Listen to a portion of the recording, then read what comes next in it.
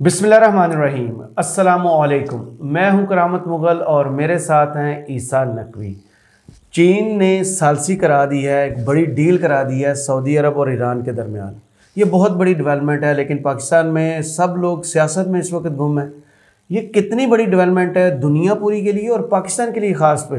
देखें, मैं आपको एक बात बताऊं करामत मुग़ल साहब, ये वो डेवलपमेंट है जो दुनिया को तब्दील कर देने वाली और दुनिया के तब्दील होने का इशारा करने वाली डेवलपमेंट है। इसका इम्पैक्ट, मैं ज़ाहिर है कि ये एक बहुत तवील मौजू है, एक वीडियो में मुख्तसर वक्त होता है, इस सारे सब्जेक्ट को कवर नहीं किया जा सकता। और मैं, क्योंकि लोग मुझे जानते हैं फॉरेन अफेयर्स के हवाले से और इस रीजन में सऊदी अरब, ईरान, चाइना ट्रायंगल के ऊपर मैं बहुत मरतबा वीडियोस कर चुका हूँ। लेकिन आप बहुत सारे लोग इस बात की गवाही भी देंगे कि जब 2021 में मैंने ये बात कहना शुरू की थी कि देखें अब जो है ना, जो बाइडन के आने के बाद और उनका और मोहम्मद बिन सलमान का जो 36 का आंकड़ा है, जो उनका फड्डा है, उसके नतीजे में लामहला सऊदी अरब और ईरान के दरमियान मामलात ठीक होंगे और मामलात ठीक भी चीन करवाएगा। सही, ये बाकायदा इन अल्फाज में मौजूद है, किसी को चाहिए मैं वीडियो के रेफरेंसेस दे दूंगा। जनवरी 2021 में और फिर मार्च और अप्रैल 2021 में इस वाले से मुताबिद वीडियोस की थी। और पहले ओमान में हुए, इराक में हुए और फिर बीजिंग में। अब 6 मार्च से मीटिंग्स चल रही थी बीजिंग में, और इसमें शी जिनपिंग ने क्या किया, ये वो डेवलपमेंट है जो मेरा ख्याल है हमारे सिविल ब्यूरोक्रेसी में जो एलीट है, जो सिविल एलीट है, जो हमारी मिलिट्री एलीट है, जो हमारी पॉलिटिकल अशराफिया है, जो हमारी मीडिया की अशराफिया है, उनका जो रोमांस है ना अमेरिका के साथ, यूरोप के साथ, मगरिब के साथ, ये उनको झंझोड़ने के लिए मेरा ख्याल है काफ़ी है। पाकिस्तान पे क्या इम्पैक्ट आएगा, और पाकिस्तान अब जो तस्वीर में नज़र नहीं आता, पाकिस्तान के इस पे हम अलहदा वीडियो करेंगे कि खान साहब के वक्त में आज से 1.5 साल पहले क्या हो रहा था, और क्लियरली नज़र आ रहा था कि पूरी दुनिया तब्दील हो रही है, नई इलाकाई और आलमी सफ़बंदियाँ हो रही हैं, रीजनल रीअलाइनमेंट हो रही है, नए इत्तेहाद वजूद में आ रहे हैं, और पाकिस्तान को उस वक्त बड़े कैलकुलेटेड होकर अपने स्टेप्स लेने थे। लेकिन नहीं ना, हमारे यहाँ तो एक खब्त मौजूद है ना,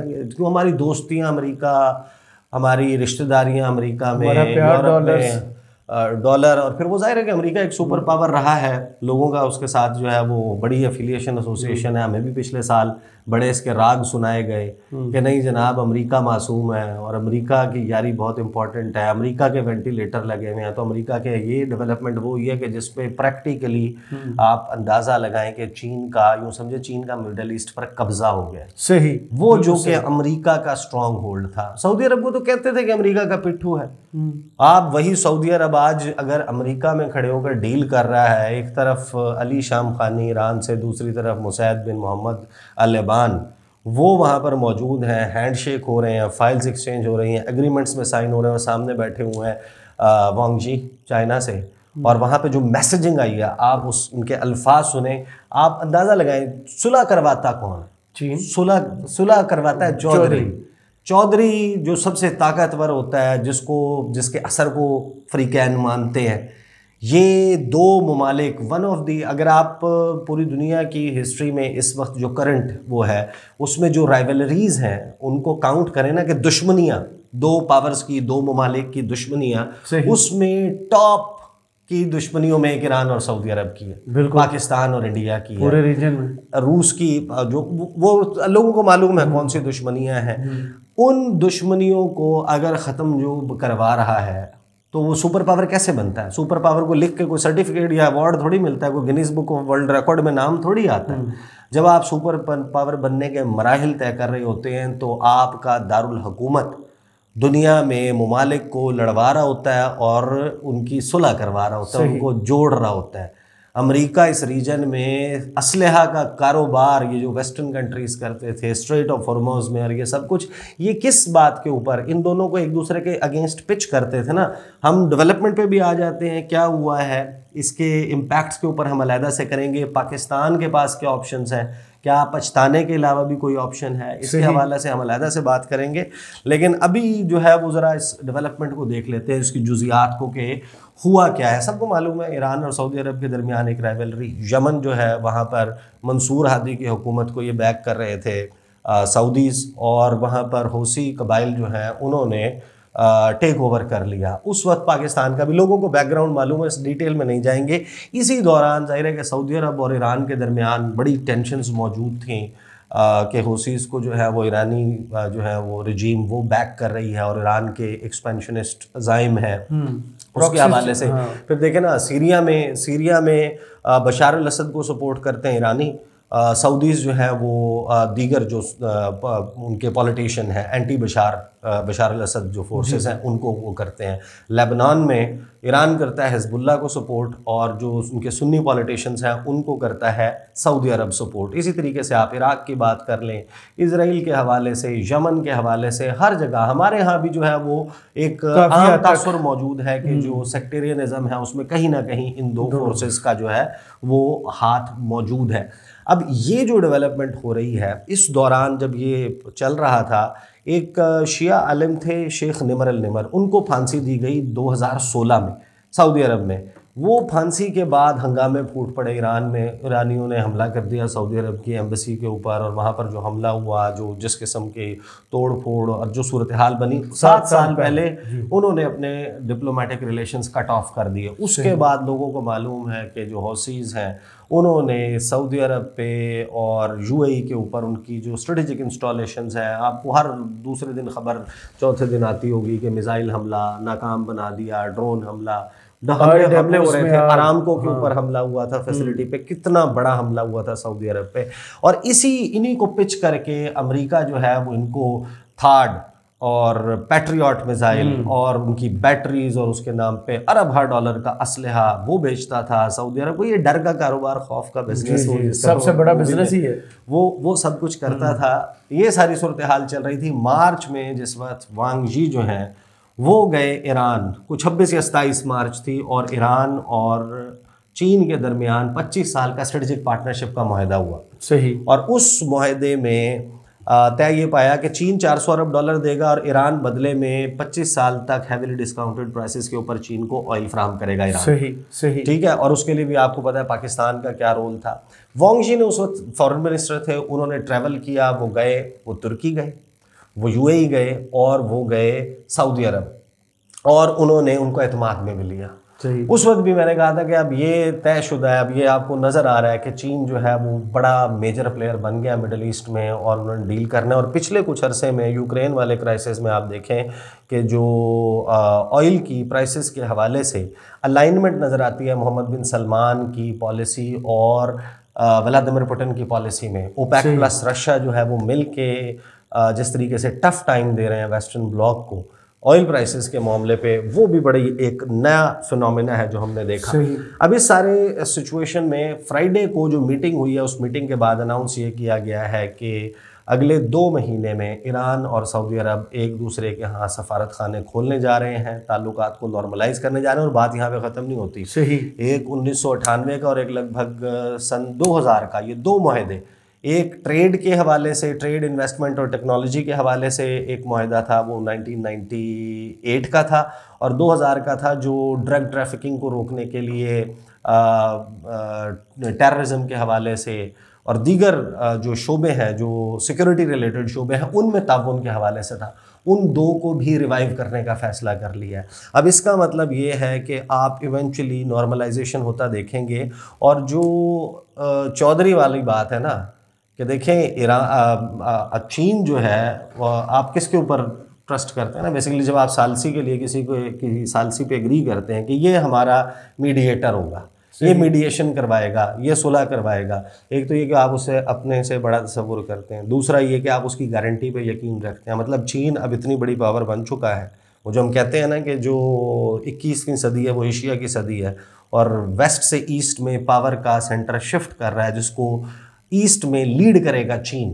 तो वो अब आपको डेवलपमेंट्स होती हुई नजर आ रही है ना। और यहाँ पर हमारे यहाँ एक सवाल है कि जो आलमी पाबंदियाँ हैं इस वक्त ईरान पर, उसका इम्पैक्ट क्या होगा इन तल्लुकात के नॉर्मलाइज होने के बाद? देखिए, आलमी पाबंदियाँ जो है ना, ये कुछ बायलैटरल अमेरिका की तरफ से सैंक्शंस मुख्तलिफ किस्म की हैं। एक होती हैं बायलैटरल सैंक्शंस, एक होती हैं मल्टीलैटरल सैंक्शंस। जो मल्टीलैटरल फोरम से यूएन के उसके तहत जो है वो पाबंदियां लगाई जाती हैं, यूएन सिक्योरिटी काउंसिल के तहत पाबंदियां लगाई जाती हैं, मुख्तलिफ रेजोल्यूशंस अडॉप्ट होती हैं उनके तहत। फिर अमेरिका की अपनी बायलैटरल सैंक्शंस हैं। अब क्योंकि पूरी दुनिया ट्रेड और ये सब कुछ डॉलर में करती है, अगर वो पाबंदियां लगा देता है, मसलन रूस की एक ऑयल कंपनी है रॉसनेफ्ट, उसके ऊपर पाबंदी लगा दी, वेनेजुएला के ऊपर पाबंदियां लगा दी, ईरान के ऊपर पाबंदियां, पाकिस्तान के ऊपर, फिर इनके मुख्तलिफ हथकंडे हैं, चाहे वो फैटफ हो, वो एक मल्टीलैटरल फोरम है, उसके जरिए पाबंदियां हो जाती हैं हमारे सर पर। अपनी जो है वो कंट्रीज ऑफ पर्टिकुलर कंसर्न के list USCIRF, US commission for international religious freedom, कि ये जनाब मजहबी आज़ादी नहीं है इनके यहाँ। अमेरिका पुलिसमैन है पूरी दुनिया का, वो बताएगा कि कहाँ पर हैं कहाँ पर नहीं है। पाकिस्तान के इंडिविजुअल वाक़यात निकाल के कहेंगे कि ये खास तशवीश वाले ममालिक की फहरिस्त में है, और इंडिया के मुतअद्दिद वाक़यात के बावजूद उसको प्रेसिडेंशियल वेवर दे दिया जाएगा। इसी तरीके से खर्तूम की आप बात कर लें, उसको इन्होंने डाला हुआ था state sponsors of terrorism list में 1992 से, गालिबन 1992 से इसको कहा हुआ था कि ये वो स्टेट है, ये वो रियासत है जो टेररिज्म को स्पॉन्सर करती है, स्टेट टेररिज्म, और रखा हुआ था मुसलसल। माइक पॉम्पियो गए, उन्होंने कहा हम इसराइल के साथ ताल्लुकात बहाल करने जा रहे हैं, उससे अगले दिन उन्होंने कहा नहीं जनाब ये तो स्टेट स्पॉन्सर है ही नहीं ऑफ टेररिज्म। मतलब इतना बड़ा मजाक, मतलब ये बाजू मरोड़ के अपने, अमेरिका ज़ाहिर है पूरी दुनिया पे हुक्मरानी इसी बुनियाद पे करता है ना, वो हुक्मरानी के लिए ये हथकंडे होते हैं, ये बैसाखियाँ होती हैं, ये जो उनके एलाइज हैं। लेकिन अब जो एलाइज हैं वो किस तरीके से होंगे इस डेवलपमेंट के बाद। अब हुआ क्या है, 2 से 3 चीज़ें मैं आपको कोट्स बता देता हूँ जो वहाँ पर की गई है ना। देखें, बड़ी ज़बरदस्त और मज़े की गुफ्तगू जो वांग जी ने की, सही, जो स्टेटमेंट में लिखा है वो बड़ी ज़बरदस्त चीज़ें हैं। उसके बाद जो अब्दुल्लाहियान है फॉरेन मिनिस्टर हैं ईरान के, उन्होंने जो गुफ्तगू की है वो आपको मैं सामने ना कुछ चीज़ें मैं आपके सामने रख देता हूँ ताकि आपको समझ आए कि ये डेवलपमेंट इसके आने वाले दिनों में क्या असरात होने वाले हैं। सबसे पहले तो जनाब चीन के जो टॉप डिप्लोमेट हैं, पहले फॉरेन मिनिस्टर थे, अब फॉरेन मिनिस्टर नहीं, अब ये जो काउंसिल है उसमें चले गए हैं, और इनका जो है डेजिग्नेशन यूँ समझे कि बड़ा हो गया पहले से। इन्होंने कहा कि we will continue to play a constructive role in properly handling hotspot issues in today's world in accordance with the wishes of all countries and demonstrate our responsibility as a major country. America वाली feeling नहीं आ रही आपको इस बात से? यानी America की जब स्टेटमेंट्स आती हैं अमेरिकी वज़ीर ख़ारजा के, हम वो इसी तरह करते हैं ना कि हम अपना किरदार अदा, तामीरी किरदार अदा करते रहेंगे।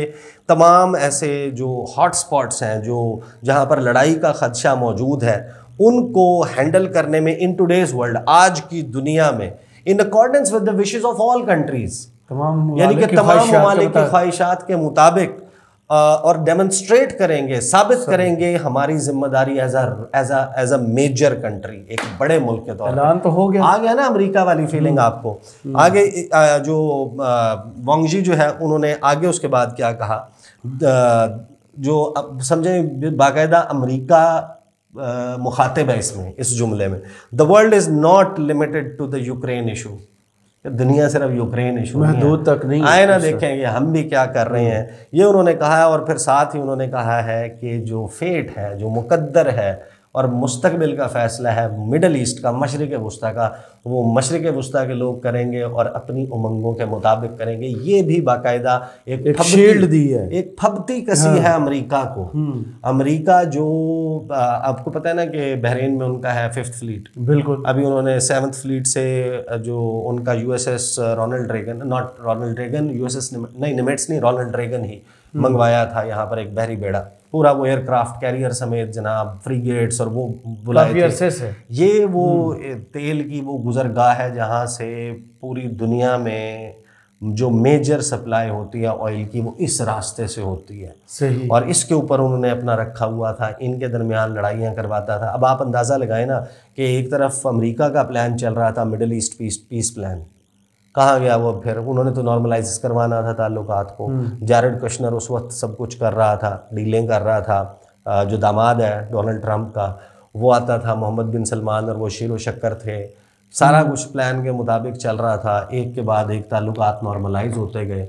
लेकिन यहाँ पर ये क्या हुआ, चीन ने बीच में अब जंप कर लिया है, ट्रंप जा चुका है, बाइडन आ चुका है। आगे जनाब सुने कि जो फॉरेन मिनिस्टर्स हैं इसके हवाले से कहा गया जो स्टेटमेंट है कि जो दोनों ममालिक के फॉरेन मिनिस्टर्स हैं वो बहुत जल्द मुलाकात करेंगे और इस एग्रीमेंट में लिए गए फ़ैसलों पर इम्प्लीमेंटेशन का अमल का आगाज़ होगा।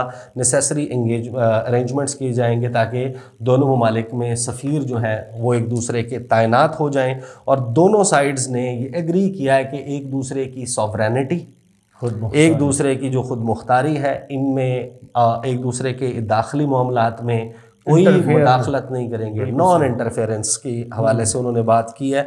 उसके बाद अगली जो गुफ्तगू है मैं आपको उनकी भी बता देता हूँ, वो भी बहुत इंपॉर्टेंट है। अब्दुल्लाहियान ने जो बात की है वो उन्होंने कहा है कि Iran and Saudi Arabia relations returning to normal makes the two countries the region and Muslim world stronger. A very positive message कि ईरान और सऊदी अरब के दरमियान ताल्लुकात के नॉर्मल होने का मतलब ये है कि ये दोनों ममालिक, ये पूरा खित्ता और पूरी मुस्लिम दुनिया मजबूत होगी, मजबूती का तासर जाएगा। अब ये आपको प्राइमरीली इस डेवलपमेंट से ये समझ आ गया है कि जो दुनिया है ना वो तब्दील हो रही है और आप कैसे हो रही हैं। अमेरिका कोई शरारत नहीं करेगा शरारत, उसके हवाले से हम अलग बात करेंगे ना कि अब अमेरिका क्या क्या कर सकता है। मुझे याद है एक मैंने वीडियो की थी जिस वक्त एक बिल पेश हुआ अमेरिकी सेनेट में। मोहम्मद बिन सलमान ने जब कुछ ये फैसले लिए ऑयल प्राइसेस के हवाले से और फिर मजाक उड़ा। जो बाइडन गए जुलाई के महीने में लास्ट ईयर 2022 जुलाई के 14 या 15 जुलाई को वो गए थे कि तेल की प्रोडक्शन बढ़ा दो। उसके बाद कुछ कार्टून छपे कि जो बाइडन जो है वो एक गैलन लेके खड़े हुए हैं, उसमें कुछ तेल थोड़ा सा डला हुआ और मोहम्मद बिन सलमान के बारे में वो ये कहता था कि ये कातिल है और ये फलाना फलाना है, ये सब कुछ। उसके साथ जाके जनाब वो मुक्के पे मुक्का मार रहे थे, कोनी से कोनी मिला रहे थे, हंस हंस के वो बात कर रहे थे। उन्होंने बड़े कार्टून छापे कि ही इज़ बेगिंग, और ट्रंप ने तो ये मजाक उड़ाया था कि ही इज़ क्रॉलिंग, कि उनके सामने ये रींग रहा है, घुटनों के बल रींग रहा है, रींग के भीख मांग रहा है तेल की। वो जब नहीं हुआ था ना तो मैंने एक वीडियो की थी कि देखें अब उन्होंने जब सेनेट में बिल पेश किया कि हम ईरान सऊदी अरब को एक तो मिसाइल्स और वो उसके हवाले से सपोर्ट ख़त्म करते हैं और इनके पास जो हमारे मिसाइल डिफेंस सिस्टम लगे हुए हैं वो और अपने जो वहाँ पर सिक्योरिटी के लिए लोग मौजूद हैं, अमेरिकी जो अफवाज के दस्ते मौजूद हैं, उनको हम वापस बुलाते हैं।